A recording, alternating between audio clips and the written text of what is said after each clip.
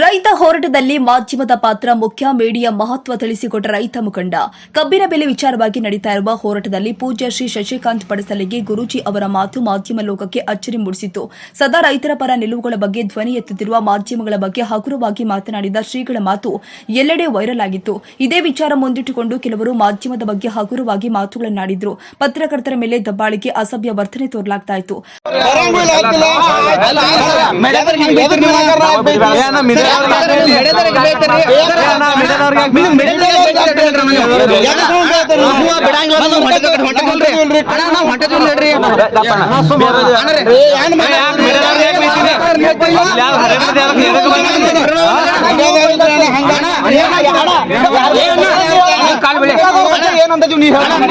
ಸತತ 7 ದಿನಗಳ ಹೋರಾಟದ ಕುರಿತು ಧ್ವನಿ ಎತ್ತಿದ ಸುದ್ದಿ ಮಾಧ್ಯಮ ಹಾಗೂ ಮುದ್ರಣ ಮಾಧ್ಯಮಗಳು ರೈತರ ಸಮಸ್ಯೆ ಕುರಿತು ಕೇವಲ ರಾಜ್ಯವಷ್ಟೇ ಅಲ್ಲದೆ ಕೇಂದ್ರ ಸರ್ಕಾರದ ಗಮನ ಸೆಳೆಯುವಲ್ಲಿ ಬಹುಮುಖ್ಯ ಪಾತ್ರ ವಹಿಸಿದೆ. ಈ ಕುರಿತು ರೈತ ಮುಖಂಡ ಚೂನಪ್ಪ ಪೂಜಾರಿ ಮಾತನಾಡಿ, ಹೋರಾಟದಲ್ಲಿ ಮಾಧ್ಯಮದ ಪಾತ್ರವನ್ನ ಎತ್ತಿ ಹಿಡಿದಿದ್ದಾರೆ. ಮಾಧ್ಯಮ ನಮ್ಮ ಹೋರಾಟದ ಬಹುಮುಖ್ಯ ಅಂಗವಾಗಿದೆ. ಅವರ ವರದಿಗಾರಿಕೆಗೆ ಯಾರು ಕೂಡ ಅಡ್ಡಿಪಡಿಸಬಾರದು ಅಂತ ವಿನಂತಿ ಮಾಡಿದ್ದಾರೆ.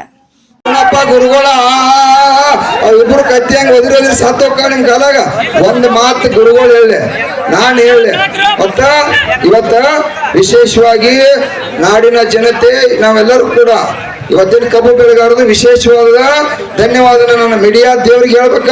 ಇವತ್ತ ಮುಖ್ಯಮಂತ್ರಿ ಕಣ್ ತೆಗ್ಸಿರ್ತಕ್ಕಂಥವ್ರು ಅವರು ನಾವು ಹೋರಾಟ ಮಾಡಿದ ಇದ್ದು ನೀವು ಮೊದಲು ತೆಗ್ಸಿರಿ 200 ತಗೊಂಡ್ರಿ.